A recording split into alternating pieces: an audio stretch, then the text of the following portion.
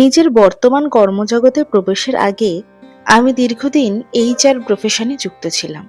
অনেকেই হয়তো জানেন এই পেশায় থাকলে নিত্যদিন নানা নতুন ধরনের মানুষের মুখোমুখি হতে হয়, নানা অভিজ্ঞতা তৈরি হয়।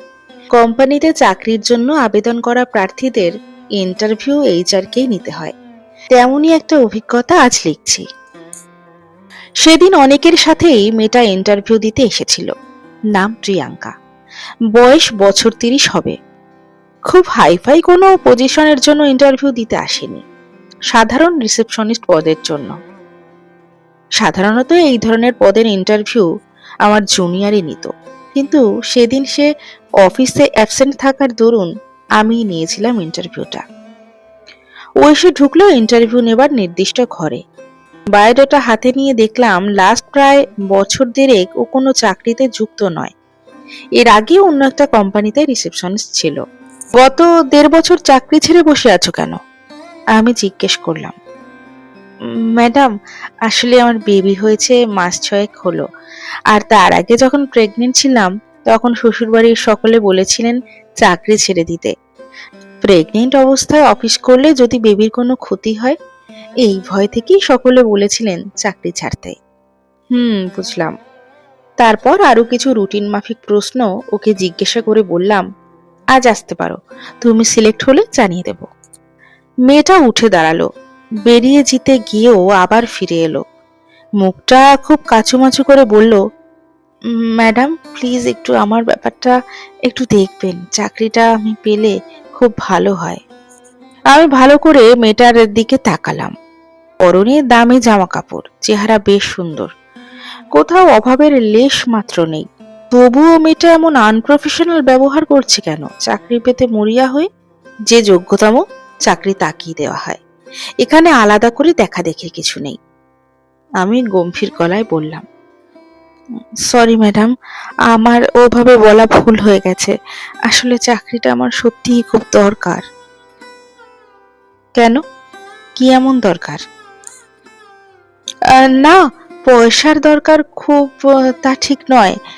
আসলে দরকারটা অন্যরকম।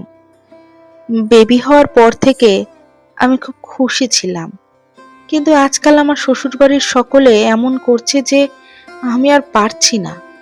আমার ২৪ ঘন্টার প্রতিটা মুহূর্ত তারা কন্ট্রোল করতে চাইছেন। ওনাদের মতে আমার সমস্ত বিধিগতি, সব ইচ্ছা, সব ভাবনা, এগুলো বেবির ভালো মন্দ বুঝেই নির্ধারিত হবে। কিন্তু এভাবে আমি আর পারছি না। আমিও তো একটা আলাদা মানুষ। মা হলে কি তার সব নিজের ইচ্ছে, নিজের স্বাধীনতা মরে যায়? সে তো সম্ভব না। তাই চাকরিটা চাই।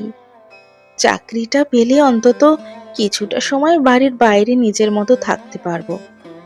প্রিয়াংশীর মা হওয়ার পাশাপাশি আমিও যে আলাদা মানুষ, সেটুকু কিছু সময়ের জন্য হলেও ফিল করতে পারবো।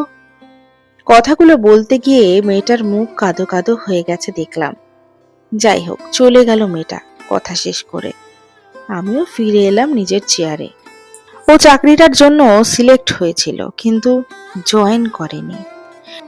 জয়েনও করেছিল ওর শ্বশুর বাড়ির লোকজনের আপত্তি সত্ত্বেও করেছিল। অনেক বছর হলো ওর সাথে আর যোগাযোগ নেই আমার।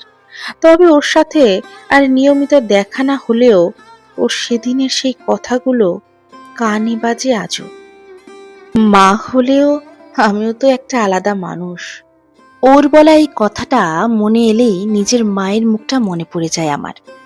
আমরা সবাই বোধহয় মাদের সুপার ওম্যান ভেবে নিই। সমাজও আমাদের সেভাবেই ভাবতে শেখায়। সন্তান মানুষ করার জন্য মা সব ছাড়বে, সব স্যাক্রিফাইস করবে, নিজের ইচ্ছে বা আহ্লাদ নিয়ে ভাববে না। এগুলো কখন যেন সমাজের অলিখিত নিয়মই হয়ে গেছে, আর সেই নিয়ম বয়ে চলেছে যুগ যুগ ধরে। এই নিয়ম কেউ ভাঙতে চাইলে তাকে হয়তো বাজে মা বলে দাগিয়ে দেওয়া হয় নির্মমভাবে। কিন্তু যারা এই নিয়ম মুখ বুজে মেনে চলেন, তাদের আলাদা কোনো ক্রেডিট কেউ দেয় না। সন্তানরাও হয়তো অনেক সময় দেয় না। মা শুধু মা নয়, মাও একজন আলাদা মানুষ। তারও নিজের পৃথিবী, নিজের শখ, আহ্লাদ সব থাকতে পারে। শুধু সন্তানই তার জীবন নয়, সন্তান তার জীবনের একটা পার্ট মাত্র। কিন্তু এভাবে ভাবতে অভ্যস্ত নই আমরা।